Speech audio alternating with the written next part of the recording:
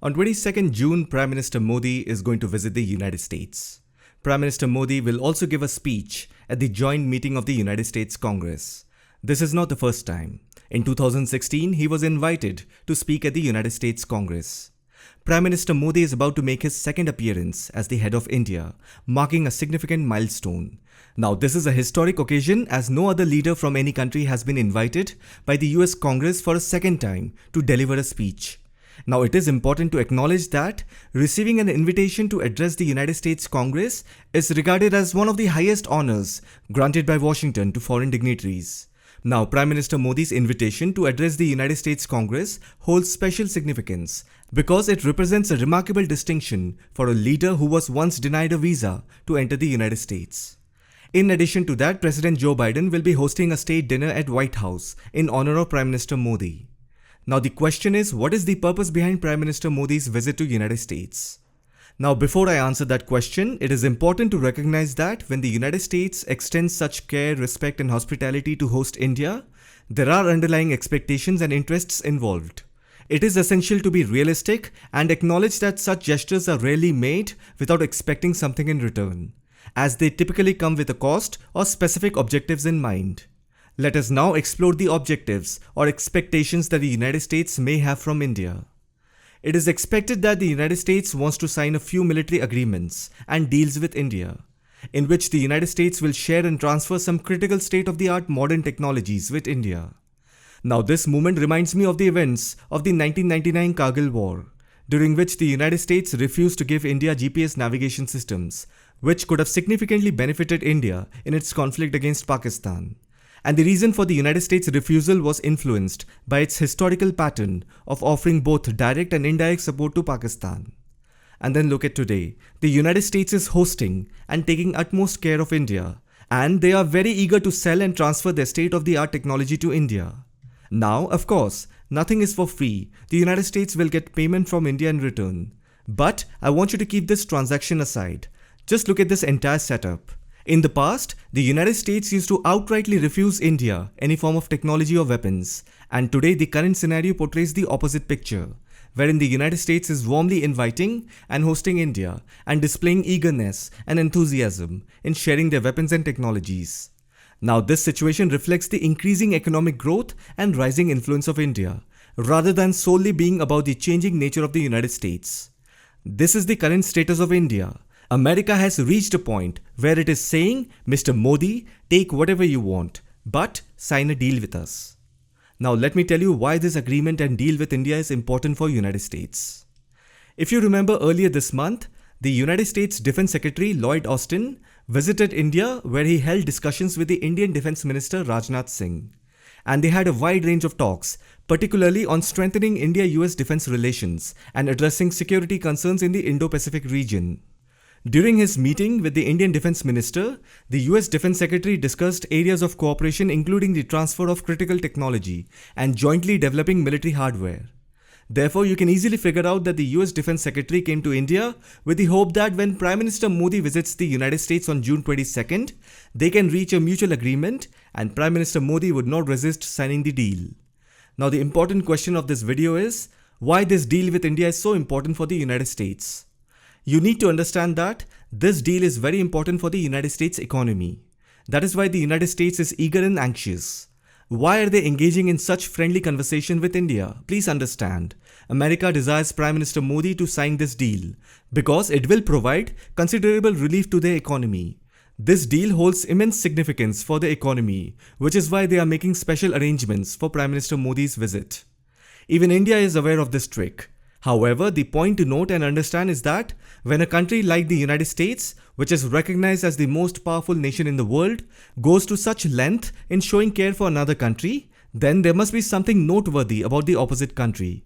No matter how one may view this move of the United States, whether as cunning, manipulative, or mere flattery, just remember one thing: when a powerful nation like the United States carries out such actions for India, then we cannot overlook the significance and importance of India. Now, what is this deal that we are hearing about? It is called iCET. The full form is Initiative of Critical and Emerging Technologies. This initiative was launched both by India and the US last year on the sidelines of the Quad Summit on May 2022. It is being run by the National Security Councils of both countries. Now you can understand that if the discussion is about national security and the responsibility of running this program has been given to the National Security Council, you can imagine how important it is for the country. Along with its significance, the technologies developed or acquired as part of this program will also be highly classified and secretive to a great extent. I want you to imagine the potential advantages for India as a nation if it were to acquire or jointly develop such covert technology from the United States. Just think about the significant benefits it could bring in terms of bolstering India's abilities to effectively deal with both domestic and foreign adversaries. That is why there is so much opposition being voiced regarding Prime Minister's visit to America. Now, the US government has also dismissed and shunned all kinds of criticism ahead of Prime Minister Modi's visit on June 22nd. Now, let me tell you about this initiative. Under this initiative, both countries have identified 6 areas of cooperation where both the countries will engage in co-development and co-production. So what are those 6 areas? Number 1, artificial intelligence. Number 2, quantum computing. Number 3, next generation telecom, that is 5G, 6G. Number 4, biotechnology. Number 5, space. And number 6, supply chain of semiconductors.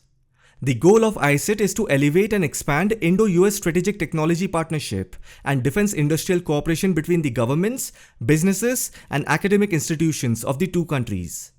Now, apart from these 6 areas of cooperation, the United States will also share the technology of the GE F414 jet engine with India.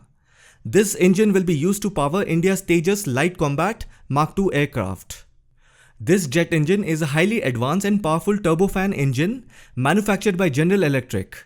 It is primarily used in United States F-18 Super Hornet and Swedish Saab Gripen fighter jets.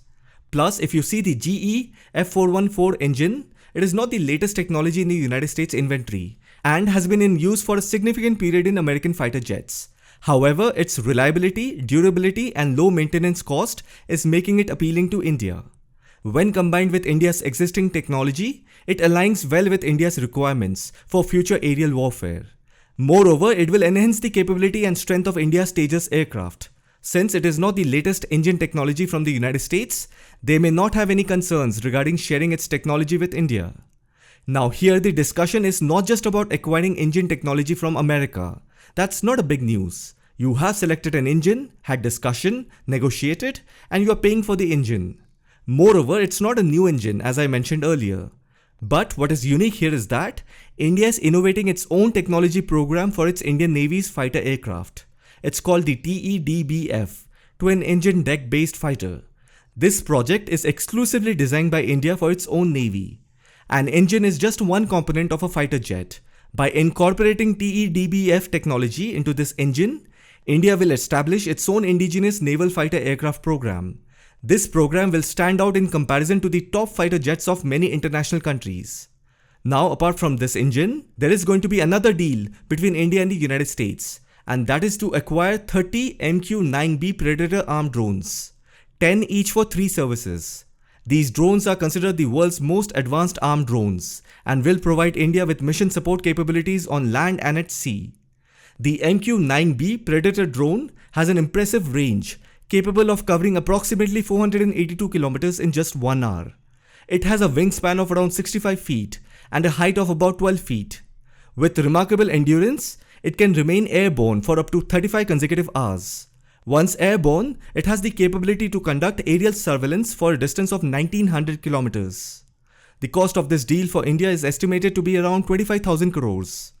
Now, after hearing about all these deals, you might think that these deals are aimed at making India safe and strong. So what does America gain from it? To understand this, we need to consider how much America needs this deal. Only then we can comprehend why America is extending such care, respect, and effort to facilitate and sign this deal. Somewhere you have to acknowledge that America needs this deal. The direct answer to this question is that the current state of the American economy is in a dire situation. Major banks in America have gone bankrupt, and large companies are firing people from work and struggling to pay their employees' salaries. Earlier this month, the President of the United States signed a new debt ceiling bill to prevent a default and potential crisis in the country. As a result, the total debt of the United States has increased. In a video I created, I mentioned that at that time the American debt was approximately $31.46 trillion. Now, less than a month later, the current national debt of United States stands at around $32.04 trillion. So, how did all of this happen? The COVID-19 pandemic and the conflict in Ukraine have led to this situation in America. On the other hand, if you look at India, during the pandemic and the Ukraine conflict, India focused entirely on its economy and did not get distracted by unnecessary matters of taking sides.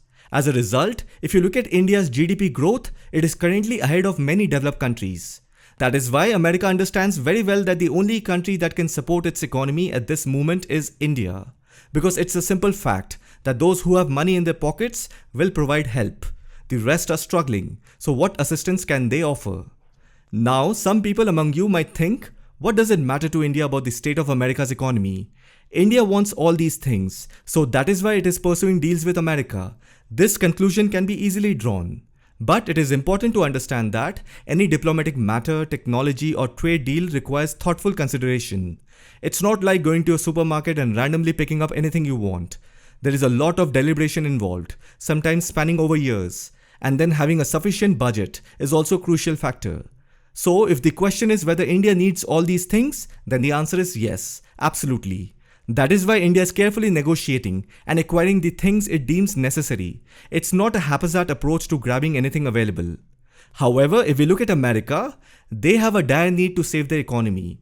And it is a given fact that Joe Biden is not going to return in the next elections. But the same cannot be said for Prime Minister Narendra Modi. He will most likely return after winning the next elections. So the issue here revolves around the American economy and India's requirements. Both aspects are important. But if we consider which one takes precedence, it is America's need to save its economy. That is why America is putting so much of effort. I hope you found this video informative. Thank you for watching it.